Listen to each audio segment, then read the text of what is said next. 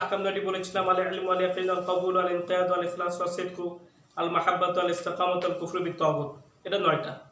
আর ঈমানের ভিতরে 6টা, সেই 6টা হলো 1 নাম্বার এক আল্লাহর প্রতি ঈমান আনা, 2 ফেরেশতাগণের প্রতি ঈমান আনা, 3 নবী রাসূলগণের প্রতি ঈমান আনা, 4 আসমানি কিতাবসমূহের প্রতি ঈমান আনা, 5 তাকদীরের উপরে আখিরাত দিনের প্রতি ঈমান আনা, 5 আখিরাত দিনের উপরে ঈমান আনা, 6 তাকদীরের প্রতি ঈমান আনা।